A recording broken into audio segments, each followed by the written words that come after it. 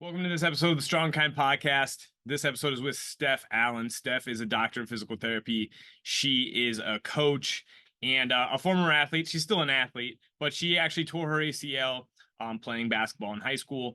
And we got into the nitty gritty of her experience and ultimately how it shaped her. It's a great conversation. I love talking to Steph. She's a deep thinker. She cares a lot about the world, and she's just a good person. So check it out. Let me know what your thoughts are. You can find Steph at stephAllen.dpt on Instagram. And let me know what you thought of this episode. Thanks. All right, what's your go-to coffee drink of choice? So today I actually just got more flavored grounds for us because we just make drip coffee. Oh, Um, but when we go to, so Tuesday mornings and occasionally like one other day a week, we go to this little coffee shop called Next Door Coffee. And they're amazing. So I will either get like, we call it an Americano misto, but essentially it's a half decaf Americano because if not, I'll get jittery. So I have to like watch how much because I'll often have another cup in the afternoon. So like I half calf myself. Um, tell me you have anxiety without telling me you have anxiety. yeah, it's Got a half just calf. No, I'm way joking. way too much. But Way it too. does, yeah. I notice trends when my caffeine intake is high, right? So Yep, I'm with yep. And it also like I don't know, my stomach doesn't feel great if I have too much caffeine either. yeah. Um, so I'll get that. So it's an Americano with basically just some steamed milk on top. And I'll usually get oat milk. And then if I'm really feeling like a treat coffee, I will get a dirty chai from there because they blend their own, like they like grind the spices and everything and blend their own chai, and it's so good. There you go. All right. So you don't go too crazy. Like dirty chai is still not very crazy, but I like, which is good. I'm gonna ask some people that gosh, who was it? I think it was Frank talking about like his Starbucks order, right? Or Yeah, gamification of the like coffee. 6 part start. Yeah, that's not me. Yeah, no. If I do, I'm probably gonna go get coffee and do a little bit of work at a coffee shop after this. And it's pretty much just like if I do get something special, it's just like a mocha. And I like because I want, caffeinated hot chocolate, basically, right? Yeah, that's basically what a mocha is. 100%. It's delicious. So, all right. How was your run this morning? The run itself was good. Um, the weather here is continually disappointing. It was kind of like a 35 degrees, like just warm enough not to be snowing. So I had this kind of like cold mist Hmm. in my face. Was it Anything like more than that, I probably wouldn't have run, but it was doable in that, just like not my favorite. did you have like an unusually like warm like end of February, like early March, like we had here? Yeah, we had like a week where it got up to almost 70 a couple of days. But like we're in upstate New York, anywhere in the Northeast, you know that that's basically a tease. Yeah. Yeah, Um, you should. Isn't that like called like something like fake spring or I don't know. yeah, I'm sure there's a term for it. And then, even though we expect it, I still feel like I'm not ready for it because this whole week is just mostly cold rain with some chances of snow tonight and tomorrow. And I'm like still pissed about it, even though I should just know better. Just expect that. Yeah. Are you following women's basketball? Hell yeah. All right. So Everyone watches women's sports, Dave. I know. I mean, good. I mean, I'm in Iowa, so I gotta ask, like, who are Oh, you that's rooting for? right. You guys are probably, you got like disciples near you then. Oh, I mean, I'm like Caitlin. I'm like 5 minutes away from Carver Hawkeye Arena. So. Yeah, she's something else. Dude, I'm excited. I if she's on, which there's been like she's looked good. She looked good this last game. Yeah. When they were playing at home, I think there's just a lot of pressure. Like I honestly do believe her. Like because they were playing at home, I think right the first two rounds, and then like she just Yeah, and then the regionals turned a neutral site. yeah, that's right. So, but yeah, I'm pretty stoked. I mean, this is all Iowa's got going for us, so we gotta like take it right now. So, and then it's and I like Iowa sports, but she's probably the biggest phenom that we're gonna have for a while for a lot of things. So, Yeah, and I like that she stayed like close to home. She probably could have gone to some other places. Yeah. Yeah. I mean, she said stayed true to her word, and she likes. I mean, Lisa Bluter's a great coach, so like, and they have a really good group of coaches. So, Yep. that's a good segue into just so this is what I know of your story. You tore your ACL playing basketball, correct? Correct. So that's like been the kind of the keystone moment for kind of probably the trajectory of your life. Like, what um what position did you play? Let's start there. So, a little bit ironically, I was mostly a forward, even though I'm only about 5'7", and uh, definitely in high school was not the build necessarily of a forward. Both of my teams, both my high school team and my AAU team, were not necessarily gifted in the height department. Hmm. So I kind of learned to battle down low a Yeah. bit. I spent a lot of time both on the floor and at the foul line, but I was a really good foul shooter, so it worked out okay. And then depend like over the different courses of teammates with injuries and just you know, our clientele on the team, our athletes. There were some times where I was bringing the ball up. There Yeah. were some times where I was a little bit more of a wing. Um, but I think defense was my favorite. Yeah. That's cool. I played some recreational basketball this morning. It was brutal. Like that's the first time I played It's pretty once. competitive. Oh my gosh. And just it's just such a different I play rec league soccer and I love that. But basketball is just such a different like running up and down the court. And I'm a hustler. I'm gonna hustle. Like that's all I got going for me. And I'm gonna box out. I missed some terrible shots. But it's fun and there's dudes who are like legitimately good.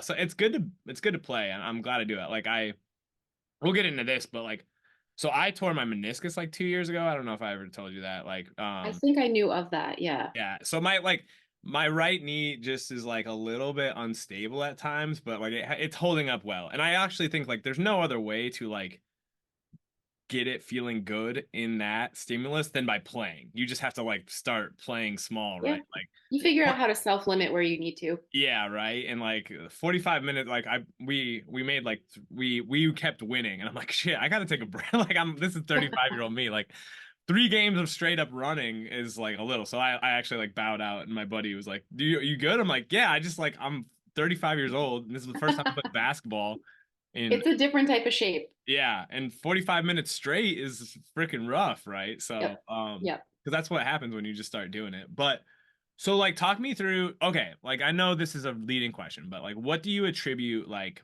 your ACL tear to? Like, was it, because you're in the nitty-gritty of this stuff. Do you have like Yeah. a hypothesis? Yeah. I think that there was as with many things, there's a culmination of factors, but I think that the biggest things for me were um, the I mean, I was playing at that point, I was playing basketball pretty much all year round. Mm-hmm. I had always played 2, 3 sports, so I don't even necessarily think that the like specialization was too high. It was just more of that I just didn't really have breaks. Yeah. Because when I Just wasn't playing high school or AAU, I was doing cross country. I had for a while played softball, and I gave that up because I was coming home from practice and running like a psycho. Um, but honestly, I think that for me, that at that time, like being in probably most of high school, but not really having it recognized until midway through, um, underfueling, eating disorder behavior. Like I think I just didn't have, I had no gas in the tank. yeah. So I was asking my body to do these things. And the actual injury itself was I went up for a rebound. And the girl who I was guarding or whoever was next to me, like we sort of bumped in the air. And when I tried to come down with it, I came down on like my right leg, like one leg instead of the other one, and it just buckled inward. Like I didn't have the strength. And at that time in the game, I probably just didn't have I was fatigued, I'm sure. Yeah. I don't like to blame things on fatigue. But I Why not? I wouldn't think you can totally know. blame, you should totally blame stuff on fatigue. Like that's a legitimate component of performance. Yeah, but I can't help but think that if I was stronger, Yeah. and heavier and was sleeping more and eating better, that, you know, you you can't necessarily predict that stuff or go back and think what if, because you'll drive yourself nuts. But I think that was a big factor for me. Oh yeah. I mean, it's like one of those things. It's kind of the hard part about like being our job is like it's so multifactorial. Like it's never one thing, but usually it's like being a like just a more robust athlete and like the circumstances. I mean, just you look at youth sports. I can't remember the name of. I can't like. Or you just look at injuries that are happening for even professional athletes. Like we're having more and more of these things where people are like just like bigger, stronger, faster, and then they're also just more fatigued because they're playing more. And Yeah. like, dudes in the 70s and 80s, like I'm sure there was injury. We could look at injury rates and stuff, but I think like guys were like legitimately like slower and they weren't playing as much, right? And Yep. there's just a lot to it, right? And they just also like the pressure of social media. Like even just have you ever watched the NBC show like Friday Night Lights? I never watched that, like all of it. I think I saw like an episode or two because somebody Yeah. else was watching it. Yeah. But no, I haven't. So my wife got into it, like she needed a show, and like it just keeps hooking me because but it's Mhm. like it does a really good job of like depicting how like high school kids have like so much crap going on and like it's stressful and it affects their ability to like perform and do stuff. Yep. And it really is the thing, like Monday morning quarterbacks are always going to be like, oh, like they're just, like, but when you've actually like been on the other side of it, right? And Yeah. worked with as many people and yourself, right? You Yep. just realize like, okay, there's just so much going on. And Yep. um so what it's been, I mean, like you had a long recovery, or it was kind of, I mean, there's like multiple parts here. I don't want to like, I don't know, I don't want to assume anything, but like I think from what I understand of you, it was a big piece of your identity to be a basketball player. Yep. Did you have to like mourn that person? Do you think you fully mourn that person? Are you in a good spot now? Yeah, I don't think I did really, until probably recently, like probably working with Shelly. Um, I justified not continuing to try to play. Well, I guess some slight background context will be helpful. I didn't have, like, nobody in my family had ever had a serious injury. And none of my friends at that time that I knew, a couple of my friends on my AAU team, um, had torn theirs, but it wasn't something that I was like, to me, based on what I heard like on ESPN, because that's pretty much all that was ever on in my house with my Yeah. dad. Um, ACL injury was a career ender. I That's mean, what at the time, how many years ago was this? Like, it was in 2007. yeah, I mean, for the So time, yeah. it was either Um, you were really lucky, and or it was over, right? yeah. So I think that, unfortunately, I think that that was kind of an underlying belief of mine, and I know that that's what my parents thought. Um, so Shout out to this book, Steph. I'll send it to you. The Expectation Effect. If you believe in stuff like ooh, that, I'm a big expectations gal. So it's really freaking good. I will hook you up with it. So awesome. Thank you. You it's don't have to do that. your Oh, gift there's for your the coffee. podcast. Thank you. Tell Zach he already had his chance. Get out of here. Yes. Now I have my much better, much Coffee better. really is like the greatest substance in the world. I really, part of me admires people that like don't drink it, because I definitely am at a point where Yes, I get a headache if I don't 100%. Me have too. it. I But have a I have a buddy who I'm like, how do you live without like caffeine? He's like, I don't know, I just yeah, haven't drank it. So yeah, yeah. there's just something about it. But yeah, so I when I tore it, also like outside of eating disorder stuff, there was a bunch of family stuff. My parents were Mhm. getting divorced. Like I was 100%, like I was clinically depressed, Oh and yeah, not like, it just didn't, that kind of stuff just wasn't, it wasn't until after they got divorced that, my parents even thought about me going to somebody. And I didn't even know that was really an option. Nobody talked about that shit. yeah. Um, that's one thing that I feel like now is so much more open that ideally, if we're able to have kids, that'll be something that's just like it's not so taboo. Yeah. Everybody talks to somebody. Yeah. Um, but that still was not the case. So um, I twofold. I don't think that I put in the time and effort into PT that you know, with what I know now, it's like this injury is really important. It doesn't just get better with time. Hmm. So you need to really work at it for the better part of at least a year. And I think I had PT for it happened when I was a senior. So I got surgery, I think in April of my senior year. Couldn't play the rest of that season. It was like 2 weeks before states.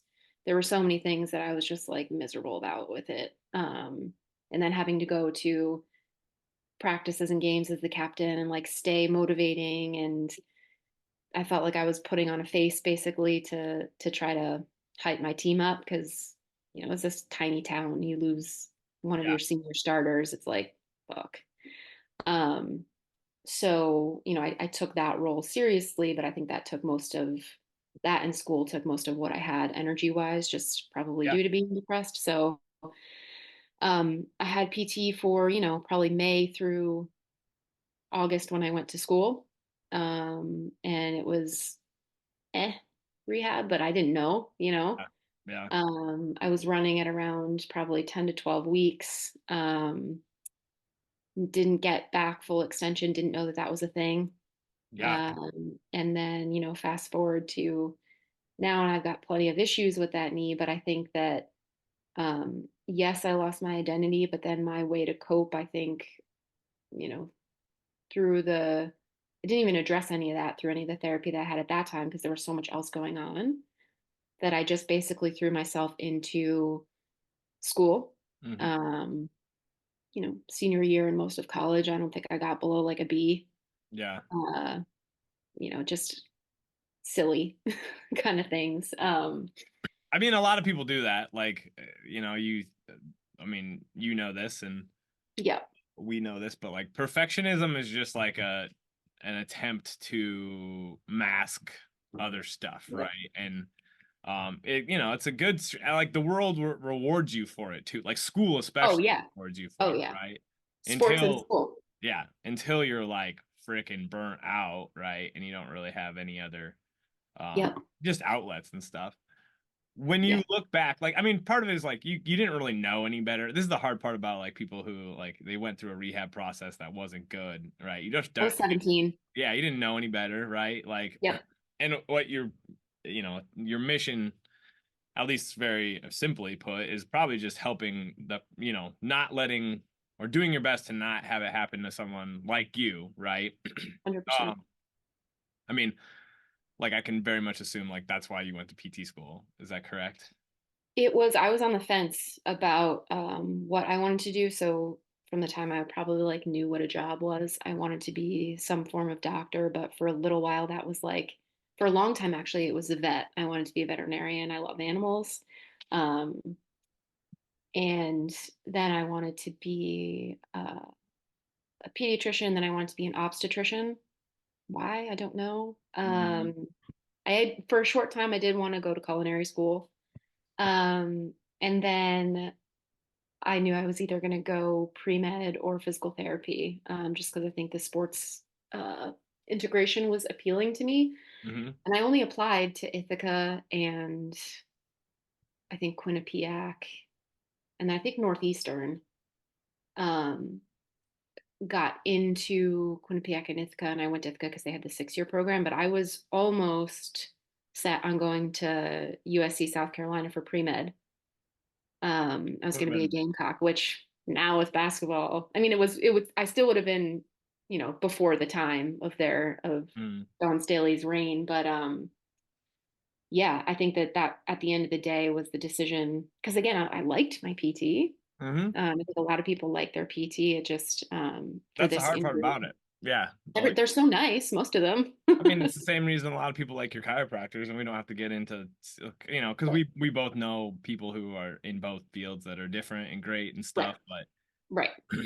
I mean, there's just a lot of like psychological components to even Mhm. looking back, like what I did for like PT a few times in high school, and then when I was playing rugby in college, like it was like, well, I didn't know any better, Right. and like some of it's just doing something is Right. And probably eventually you start to feel better for things that aren't an ACL injury or a couple of other things. So yes, it's like yeah, you like the person that's going to help you feel better in and of itself. yes. That's I mean, there's so much to that, right? But Mhm.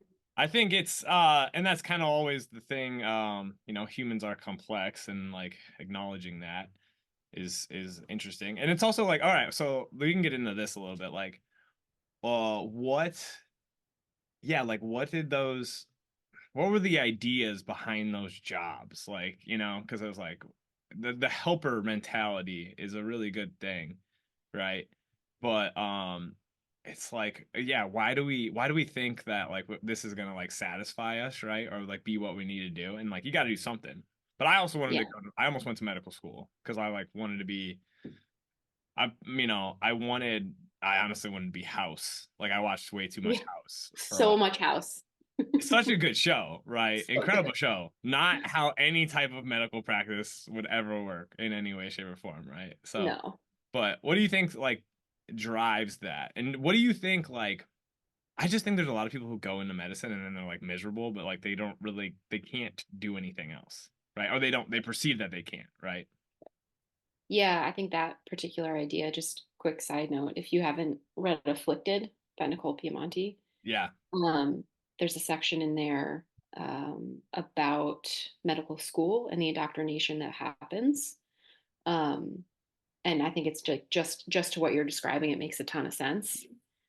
Um, I can only speak for me, but I feel like there's probably a lot of similar situations or individuals out there that end up in our field in some way, shape, or form. I think that for me, I always kind of felt better when I could make somebody else feel better. Yeah. I don't know, and I think that probably some of that there it may it sounds counterintuitive, but almost comes back to a little bit of selfishness or like doing it to feel like the hero, Yeah. ego, whatever you want to exactly kind of name it. Um, I was also I was pretty quintessential middle child, not necessarily in the behavior side of things because I was pretty quiet. Um, but my sister was 5.5 years older than me. My younger brother, um, very much the attention absorber, behavior issues, like kind of Yeah. rambunctious younger child, and even some serious issues later on. So I pretty much always did what I was supposed to do. Mm-hmm. My parents had made comments about like you basically parented yourself, and then I learned in therapy it's like that's also not that they meant anything by that, but that's also like not the best thing because you're basically supposed to I was self-sufficient probably by third grade. Yeah. You know what I mean? Yeah. Obviously there were we don't have to go into it in this context, but there was a lot of other family stuff going on from the time I was a kid, so Yeah. some general trauma there that like my coping mechanism was always just to like do the right thing, succeed in sports and school and help other people, like be a Yeah. good person. And I always got complimented by like, my parents would get complimented when I went over kids' houses and say that I was like so polite and like to your point, like you were saying, you get rewarded for these things your whole life. Mm-hmm. So I think part of it was just I didn't know any different and I couldn't see myself being anything other than like a super like highly successful and b helping other people. Like I Yeah. couldn't sit at a desk, I couldn't Yeah. um so I think that that's kind of the underlying piece for me, but I it think also to your point like ends up tracing sometimes with you being not taken care of very well. Yeah, 100%. Like tracing back your timeline is like really good, and then like understanding one of the best things I'll say like that I did and me and Mary did before we got married was just like we did premarital counseling, and the Yeah, like the thing that was good about it is like look at your like family history and like see what stuff has huge. carried down, right? And Mhm. um and then like because you just see it like you see stuff and it's not even it's not genetic, it's behavioral, right? Like it's Mhm. how people think about the world. And I just another great book that I just finished was like Same as Ever by Morgan Housel, and he basically is Mhm. like the thing me and you can know the same things, but it's still like our worldview is shaped by our experiences. Yeah. And most people filter, sorry, I got people working on my deck, which is not great. But we can hear that. But like that's the thing is like everybody is like shaping things through their experiences, and like that's the thing that's really hard as like a doctor or a clinician to really understand, because like it can take a long time to understand a person and via their experiences, right? And then so I don't know if you know who Austin Yoakum is. He's like a strength coach. He's super funny. You can go like find him on Instagram. Like Mhm. very much in my line of like everything's bullshit. He's a little bit nihilistic, but also Yeah. Yeah. like the best way to train is to just do the thing or make little modifications to the thing, right? Like it's not, Mhm. you don't need a bunch of crazy stuff. And Right. but me and him, he was on this podcast last week. I haven't aired it yet, but he's like, dude, it's just all ego.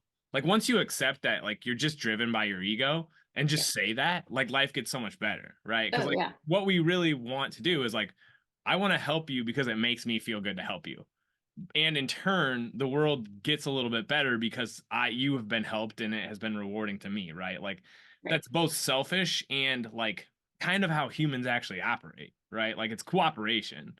And what was ultimately like what why I don't think there was just multiple factors why I didn't go to medical school, but the Mhm. biggest one was like when I was in like the um and I'm just gonna admit it. Like I didn't get in on my first round. If I would have got in on my first round, probably would have pursued it. But I like kind of Yeah. think I'm glad I didn't. Mhm. I only applied to Iowa, so like if I would have applied to 10 schools, I probably would have got in somewhere. Yeah. And that's actually expensive too. So, Oh my gosh, right? But you just kind of, and like this is not a critique of people. It's also just 22-year-old people, right? oh, Everybody's yeah. just it's just ego driven, right? And if that it never goes away. You just look at like sports and stuff like that, Yeah. and just even like normal workplaces, and it's just there's so much ego in it, and like Yeah. being a good coach, being a good PT really just requires you to like suspend your ego and like make Yeah. it as much about, well, acknowledge your ego and just make it about the person in front of you as best Yeah. possible, right? Yeah.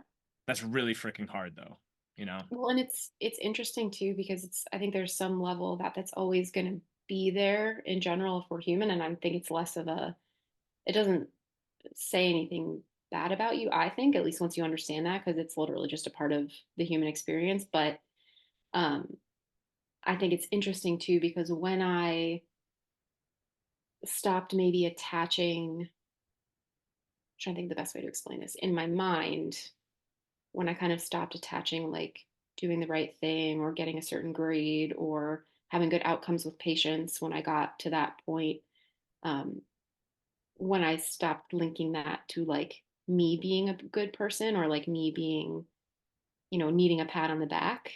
Um, the interesting piece is like that's when I feel like I really started to grow as a clinician, get better outcomes more consistently, and actually get some like accolades that I wasn't necessarily, Trying for. initially seeking.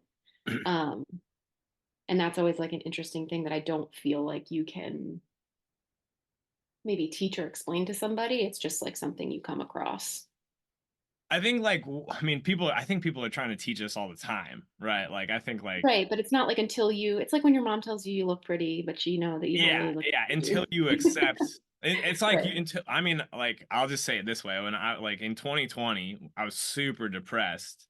There was like that was a culmination of a lot of things, right. but there was a moment there where like I was having suicidal ideations and like just struggling, and like I stumbled across something on like YouTube. It was probably like a TED talk, and it was like you have to love yourself. I'm like I started asking myself that question. I was like, do you Mhm. really love yourself? And I Yeah, realized like I did not love myself like in yeah, any way, shape, or form, right? And I had an ego, and I like thought that I was good, but I didn't really like accept myself. And like that's right. like the thing that until you start to do like, because I mean we're in a field that there's always going to be like intellectual, like it's an intellectual pissing contests all the time, right? There's always Mhm. like it's what people get Comparisons are rewarded for. everywhere. Yeah, what people get rewarded for, right? And it's what Hmm. creates a lot of imposter syndrome. But like Yeah. the more I'm my authentic self, in combination with the fact that like I'm just never gonna stop learning, right? Like, and I'm also just never gonna stop trying to do what's best for honestly like the person in front of me, but also myself, because like I want to do a good job. Like I Yeah. want to help them as best I can. Um, but like the more you just like align with it's honestly values based stuff, like Yeah. the better off you're gonna be.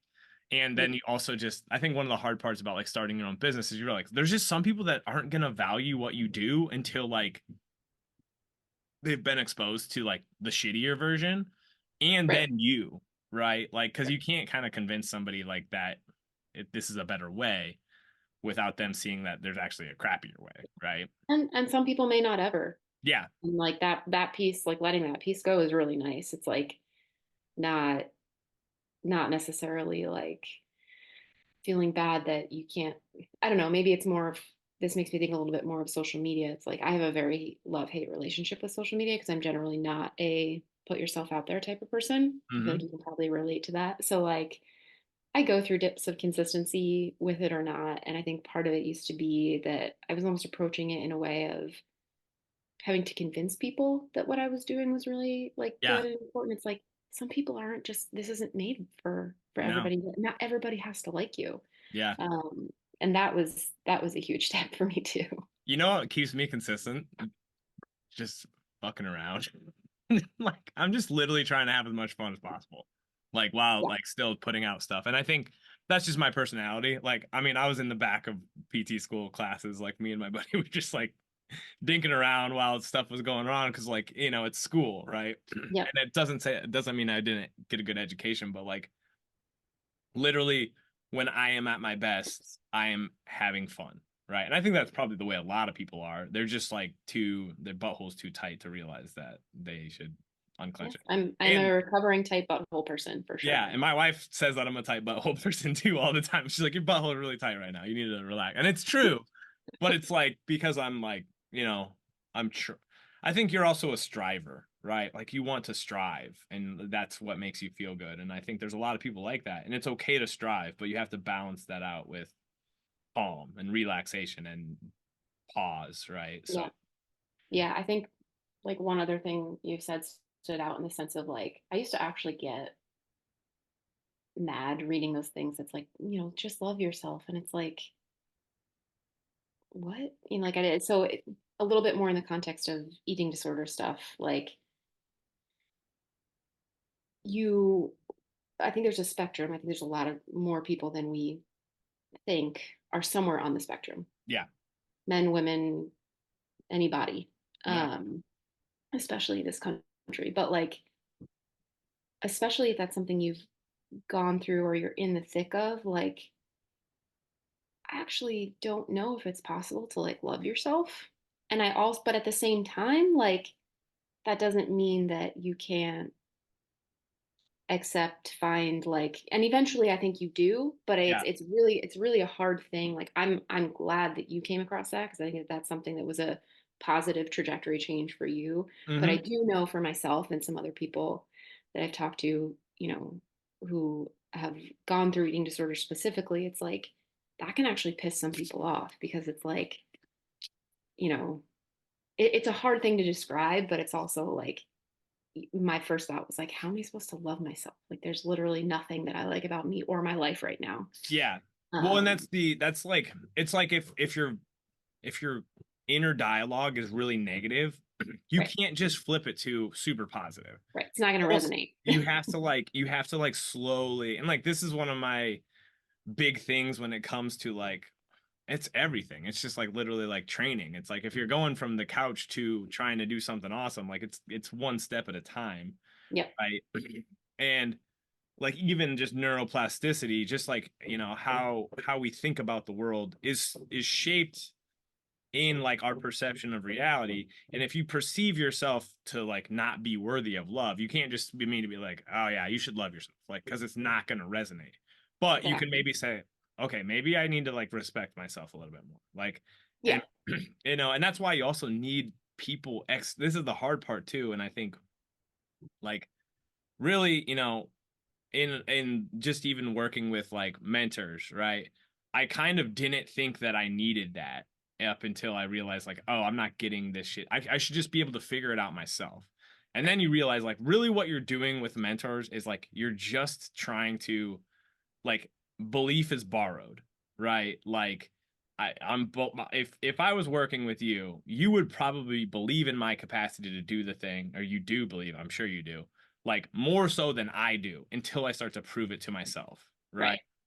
And that's the value of like that's the value of good parenting, right? Like, and I'm not trying to be critical of anybody's parents, but like even just like I Yep. love my parents. They're great. They weren't like the type of they didn't understand like how language affected me, right? No, I don't Because think it any of our wasn't, parents did. yeah, nobody's did, right? And how, and like if you were lucky enough to be in a house where somebody kind of did, and it was Right. just like you got Right. really lucky, right? But just there's just little things that like I can just hear my mom's voice or like, like and there's a lot to parenting. Like nobody's gonna do it perfectly. But it's just all these like little tweaks that compound, Hmm. and that's the thing like, and also the human experience is that we want shit to happen right now, right? Hmm. And it's like that's not realistic, especially if you just like trace back your timeline, right? So can I Yep. ask you like what do you think, this is again multifactorial question, so I'm not trying to make you pin it down, but like what do you think was the main the drivers of your eating disorder? Yeah, I think, I mean, because I had plenty of therapy around that time and thereafter, because again, to be honest, like it it was formally treated in high school because I actually had like medical Mm, markers, like blood work stuff. My heart rate was super slow. Um, it was, I was a step basically above inpatient for a little while. So I did an outpatient program. Um, but I think it was way more like family trauma related. So not not violence, nothing like that. My household was just kind of, I'm sure like many others, parents who get married young or whatever, like my parents were never like a unit, they never like they didn't fight, but they also just like didn't talk. And then so when they separated and got divorced and my dad was with another woman, this woman ended up being awful. Like ended up taking money from him and just like it was a 5, 6 year saga kind of. So between that, my mom not reacting to it well, she was also very depressed. My sister was already in college. So it was like me and my depressed mom in one household, and my brother basically stayed with my dad all the time. Um, I Nothing was in my control. My yeah. world around me was fucking just falling apart. So the only things that I had control over were my grades. Where in high school, I Mm, literally don't actually think I got below an A minus in mm, anything. I'm pretty sure, and this is like how like OCD I was about it. I was like pissed because I got a B in driver's ed, yeah. like something that like doesn't matter at all. Yeah. Um, so it was school. I did amazing in school, and sports slash working out Yeah. was the other thing. So that's where it started for me. My dad was um, very healthy, active, would work out in the morning before work. So I kind of, when I started living with him, which was a whole other issue with my mom, but I chose to live with him after a Mm, certain time. So, that was my model, mm, healthy eating, like, but a growing young teenager doesn't need to eat the same way as a like 50-year-old male. You know what I yeah. mean? Yeah. So, Especially um, super high output I person. was super active and then adding activity on top of my sports on my Yeah. own, Yeah. like lifting with him, which I think from bone health and eating disorder perspective for me actually helped save me. Yeah. Like I've never had a bone stress injury. Yeah. I think it was because I lifted with my Yeah. dad. Yeah. Um, so I think that's where it started. And it started as like most other things. Like I never remember thinking I was fat or that I needed to lose weight or that I was afraid of gaining weight, which are usually the quintessential things for a diagnosis of anorexia. Yeah. And I think I was more like orthorexia, um, where I was just obsessed with working out and eating healthy. And that's how I saw it. But in reality, it was restricting. Yeah. So I think that it really started more as control for Yeah. me because I didn't, shit was hitting the fan for so long. And I was supposed to be the kid that had it all figured out in the family, like the kid that nobody had to worry about. Yeah. So ironically, there were a couple of sessions in the outpatient program where the parents had to come in, and Hmm. as part of like the group therapy part. And I will never forget, and I'm so glad that he said this. Um, they asked, like, just, is there anything else that you want to say or ask your daughter or whatever? And my mom was still so upset with everything. Like, she, was probably on the verge of tears the whole time. So she didn't say anything. My dad goes, it was very like blue collar, kind of simple. Um, and he's like, yeah, actually. I'm like, oh shit, what is he going to say? Is he going to embarrass me? And he's like, if she tells me one more time that she's fine and she doesn't need anything, I'm going to freak out because I know that she does and I'm here for her or whatever it was. And I was just like, Yeah. I was like, oh, okay. Like somebody else is picking up on that. Maybe I don't have everything figured out because I'm Yeah. significantly underweight and can't play basketball right now until I'm a certain weight, which was also devastating for me. Yeah. Yeah. Um, so And that's what it was for me. there's a lot to that. And I mean, it's just like kids. I really do think we're kind of screwing up and like kids. I mean, I think phones are a big problem. Like I with, didn't have that even. I can't even I imagine know, what it right? would have been like I to can't be imagine home. how anxious and like Oh, internally struggling I would be, if you would inject an iPhone into my life at yeah. 16 years old, right? Yeah, it's something I'm like really nervous about for I mean, I'm barely when capable of handling it right now. Like, I know. and Yeah, I mean, I I have mean, to I put like actually I limits shut on it off. myself. It's shut off right now. So I shut it off for multiple hours a day, and it actually that helps me. It's better than Mhm. putting it in like the lockbox. Um, just because like I know then I can access it. I just like Right. that. But like just shutting it down, like making a goal. I literally make a goal every day to shut it down for 2 hours. That's But great. I mean, it's really just humans are such an interesting, because like honestly, in a lot of ways, what you were just trying to do is create like some certainty for yourself, Hmm. right? I just wanted And to steady the boat. yeah, yeah. And the only like the thing that you just needed to do, like it's some of it wasn't bad. It's just like you just needed to eat as much as it is in line with what you were doing.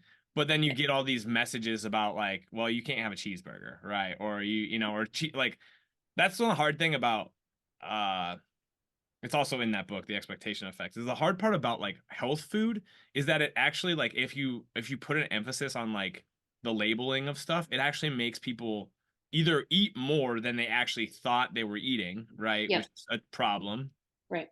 or it's just not satisfying. And Yep. like so people don't get normal cues of satiety and stuff like that, right? And then you layer on like freaking every airbrushed picture of a girl on a freaking cover. Like I Hmm. was just actually talking to another client this morning, one of my clients, and she's like, like she's lost like 22 pounds in the past like year and a half working together, and she's like, I just really want to drop another 10. I'm like, if you want to do that, that's great, right? Just realize that like what you've done in the past year and a half is like actually how sustainable weight loss is. Like Right. And why do you want to do that? You know what I mean? exactly, Like, right? is it because you are feeling really good as far as like performance in the gym and sleeping well and all these Yeah. things at a lighter weight and you have maybe less pain with certain things? Or is it because you feel like you should look a certain way? Because that's a hard thing to admit to yourself. Yeah. But I think a lot of women, especially, but doesn't I do really it too. discriminate I at mean, this I point.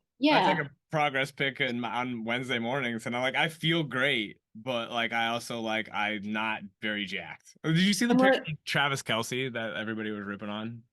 but On that's the thing, right? Like, so exactly. we're supposed to look at a thing and, especially for ourselves, pick out what things we want to improve. And then even the people that are in like the exercise and fitness field, like when it's yourself, you can't be objective because, like, what would I tell a client? I would say you can't spot change an area. Yeah. You can't, like, everybody's built slightly differently. That piece may not ever change, and that doesn't make you, like, Yeah. it's just Well, interesting. like the thing it's like okay, what are you willing in what phase are you in of life to like are you willing to, and I also think it's like there's a certain level of there's just like there's not enough pain in my life over the thing anymore to like get to a certain physique right now. Right. And then yeah, then it started to question like, okay, well, like if it's pain oriented, that's probably not the approach. Like if you really want to do it to see if you can do it, that's different. And that's kind of like where I'm at with a lot of these things too. It's like Yeah. Challenge yourself in a new way. figure out how you want to do things, but like figuring out the underlying motivations, is big. And if you're functional, like I'm 35. I was running up and down the freaking court, and I'm not old. 35 is not old. Let's just make that clear. But I was dogging like 22-year-old dudes this morning, which is good. Like, Yep. Yep. I feel good about that. And like I was boxing out and jumping and playing, right? I should feel very good about that. And if my body is just like I'm more athletic than I've ever been, right? Which is Yeah. wild. Yep. And it's just like, yeah, okay, so losing 20 pounds just so you're like you have a little bit more definition in your abs, like who gives a shit, right? Like if the stimulus that is required of your life right now does not require that, then who cares, right? And Right. I eat too much ice cream, so problem. But No, it seems really good. And you could die tomorrow. 100%, And right? That's a good way to you would be really pissed if you didn't have yeah. any. Hell yeah. No, that's a good point. It's just hard because I mean, you and me are obviously deep thinkers, right? And not to say that that's a gift and a curse. Um Yeah. because a lot of people Especially at nighttime when you're trying to lay down and oh go to god. sleep. That's why you got to have one of these babies and just write out your thoughts for the day, Yeah. whatever. Yep. Yep. Yep. And That does help. Yes. have you ever heard of paradoxical intent? No. So paradoxical intent is so I actually went through like some when I was depressed and stuff. I went through basically like insomnia, right? And the thing that helped me was trying to stay awake. So like Hmm. get like it's like being a kid, right? You want to stay up the whole night, and then it's like Right. eventually when you give up this idea that I need to be sleeping right now, your body relaxes and your mind Sure. and It's almost like you put pressure on yourself. Like, why can't I fall asleep? Yeah. 100%. I mean that Matthew Walker book, like Why We Sleep, like he's like a PhD Hmm. on sleep. Like his biggest thing is anxiety over sleep. Like Yeah. that's the number one thing that stops people from sleeping. And besides probably just caffeine usage that's excessive. It's like usually anxiety over sleeping is what Yep. is keeping people awake. Um, Yeah. which it's a hard thing to say that. Like, and that's the other thing. I'm afraid because like one of the things that we see on social media is like, yeah, it's not just anxiety. Like anxiety is this underlying deeper thing that is a form of stress, right? Like, Hmm. and there's a lot to that game, but like learning to manage your mind is key, and it's hard, right? Um, Yeah. and kids are fed just so much stuff that is like, don't manage your mind, right? Like change your body or get this car or that person's just better than you, right? Like it's tough. So Yeah. Yeah. It's a scary thing to think about, but I hope, like, our plan is to be as aware of and able to manage emotions and things ourselves, to be able to demonstrate that, because I know it's like, again, love my parents, but what was demonstrated to me when I look back on it, it's like, that's not what I want to demonstrate for my yeah, kids. And that's a good thing. Like, I learned that you learn, I think, just as much of what you don't want to do from your parents. Again, no offense to them, but as much as you do, and my kids are probably going to say that about me. Like, but it's, hopefully with each generation, we get a little bit better in that area. I think more and more people are seeing that it's really the modeling of behaviors that you want and then the acknowledging of behaviors that you don't want in yourself first Right. Right. that like is this like because kids are just observing, right? Mm-hmm. And they're sponges and like yeah, that's the what I'm thinking about a lot is like, all right, where are these moments? And a lot of it is just meditation and or at least just understanding mindfulness, being around somebody like Shelly on a regular basis, talking to Yeah. therapists, Reflecting just more often, for me, like yeah. just stopping for a second, just like, I you mean, know, I just watched like a clip of Sam Harris, who's the neuroscientist, yeah, meditation yeah. app, and I'll send it to you after this. It's like it's pretty profound because he's like, just realize that like your suffering is just coming from your constant thinking. And like if you learn to just put a stop on that, like I did that literally like multiple times like last night where I was laying awake in bed. And I'm like, dude, why you're thinking? Like just, Yep.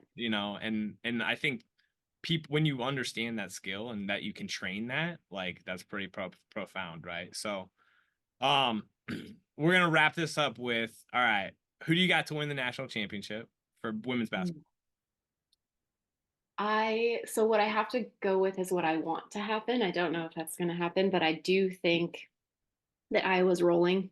And I think that they have an amazing reason because Caitlin's not going to be there next year and because they haven't won one yet. Um, and she's also playing with like if you watched the game against LSU, like she was just like calm as shit the whole time. Oh Like yeah. there was just like a look in her eye Yeah. that, if you've played any sport, like that player and you're like, fuck. Yeah. Yeah. She was balling um, and she made some dumb she threw plastic. away the ball 3 times and it didn't even Yeah, phase exactly. And her that's at all. like the Like a lot best of thing. people, it could have just like it would have pissed me off Yeah. if I would have been so mad at myself. You can Um, tell when you can tell when she was forcing it in kind of the earlier rounds and like mhm, she made some mistakes, but like she just was and set that second yeah, quarter when the second and quarter she just started. like her sight of the court and how she passes Oh on my top of it. God. And then like it's the so I'm going with Iowa if I had to make a choice. I think that where I feel I'm I'm not super upset that the Trojans are out because Juju is amazing and she has so much time. Oh Like yeah. she's gonna win at least one.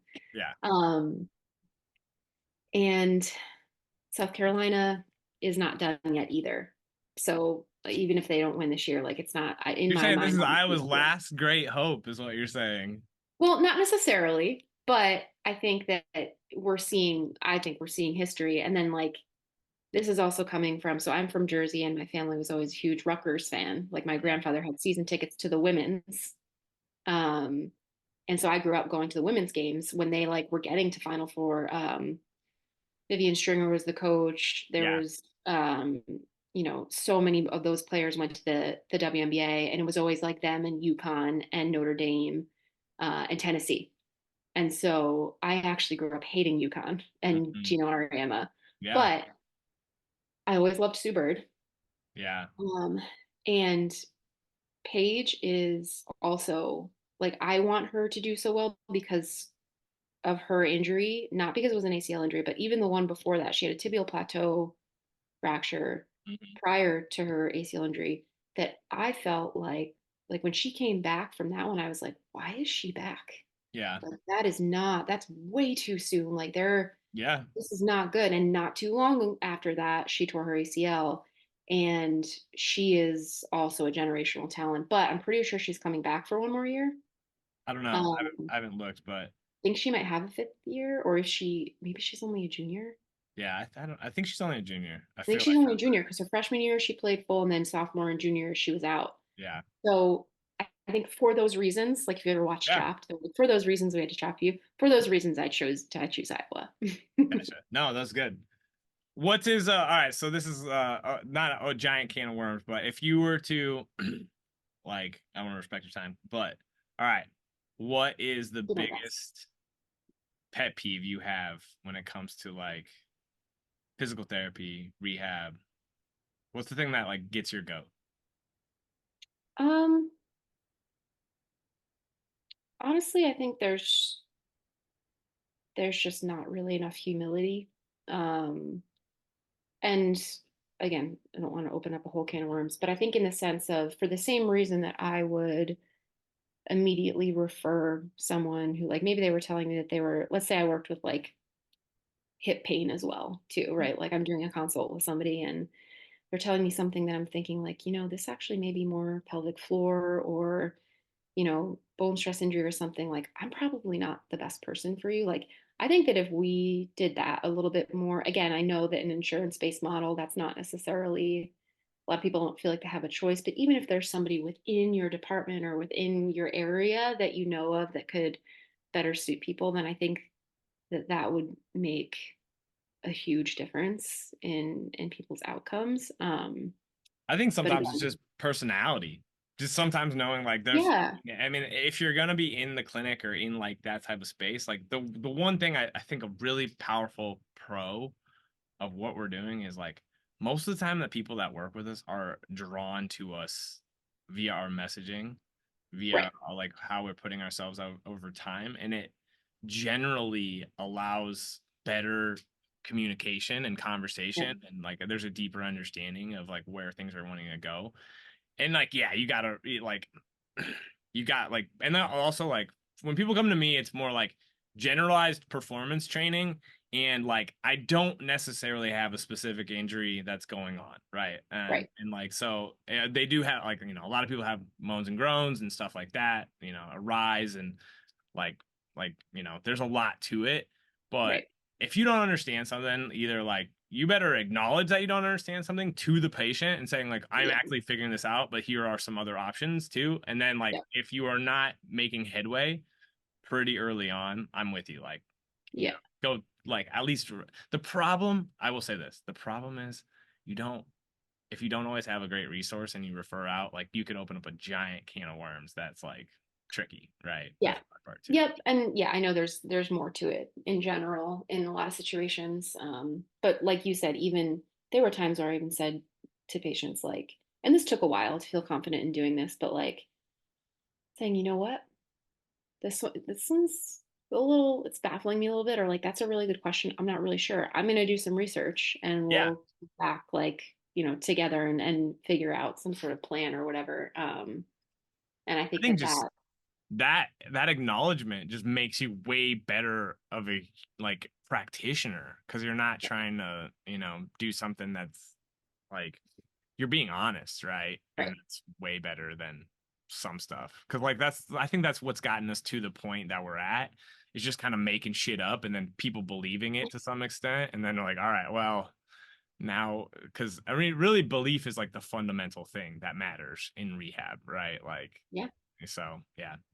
All right. Well, I know you got places to be, people to see, but this has been fun. I appreciate you coming on. Um, Likewise. Thank you for having me. where can people find you? Um, I'm probably most frequently and most comfortable on Instagram. That's just stephalen.dpt.